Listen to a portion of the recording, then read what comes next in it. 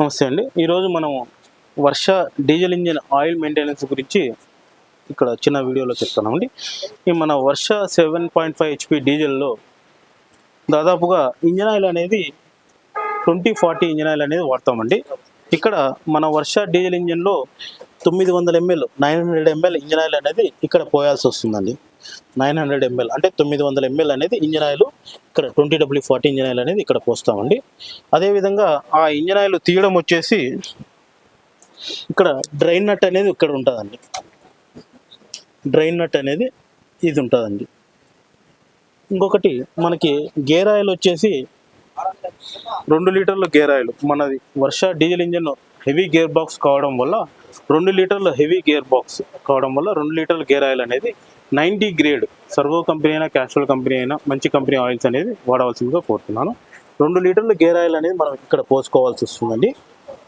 ఇక్కడ బండికి కుడివైపున గేర్ ఆయిల్, ఎడం వైపున ఇంజిన్ ఆయిల్ అనేది పోసుకోవాల్సి ఉంటుంది. అదేవిధంగా గేర్ ఆయిల్ అనేది తీయడానికి కోసం 2 టైర్ల మధ్యలో ఇక్కడ హౌసింగ్ కింద మనకి ఈ 14 నంబర్ రింగ్ అనేది ఉంటుందండి. 14 నంబర్ నట్టు ఉంటుంది. ఈ రింగ్ సోనర్ ద్వారా మనము ఈ గేర్ ఆయిల్ అనేది మార్చుకోవాల్సి వస్తుంది. ఈ ఇంజిన్ ఆయిల్ గేర్ ఆయిల్ అనేది ఎలా మార్చుకోవాలంటే మొదటి సర్వీస్ వచ్చేసి 5 గంటలు కూలింగ్ పెట్టాలి. అదేవిధంగా 5 గంటలు పని చేసుకోవాలి. మొదటి సర్వీస్లో ఇంజిన్ ఆయిల్ గేర్ ఆయిల్ 2 మార్చాలి. తర్వాత రెండో సర్వీస్ నుంచి ఎప్పుడైనా సరే 40 లీటర్ల పెట్రోల్కి 1 లీటర్ ఇంజిన్ ఆయిల్ అనేది మార్చుకోవాల్సి ఉంటుందండి.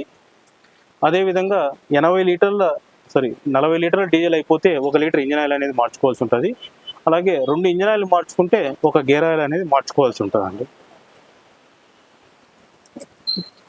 ఇక్కడ 40 లీటర్లు అంటే దాదాపుగా 80 గంటలకి ఇంజిన్ ఆయిల్, దాదాపుగా 120 గంటలకి గేర్ ఆయిల్ అనేది మార్చుకోవాల్సి వస్తుందండి. అలాగే ఈ ఎయిర్ క్లీనర్ అనేది దీంట్లో మనము 100 ml ఇంజిన్ ఆయిల్ అనేది పోసుకోవాల్సి ఉంటుందండి. ఇక్కడ మనకి స్పాంజెస్ అనేవి ఉంటాయి. ప్రతి 10 గంటలకు ఒకసారి ఇందులో ఉన్న స్పాంజ్ని మనం 10 గంటలకు ఒకసారి ఖచ్చితంగా డీజిల్తో శుభ్రపరచుకొని ఆరబెట్టుకొని ఈ విధంగా పెట్టుకోవాలి. 100 ml అనేది ప్రతి 10 గంటలకు ఒకసారి మార్చుకుంటూ ఉండాలి. అప్పుడు మీ ఇంజిన్ మెయింటెనెన్స్ అనేది చాలా ఎక్సలెంట్గా ఉంటుంది. Thank you.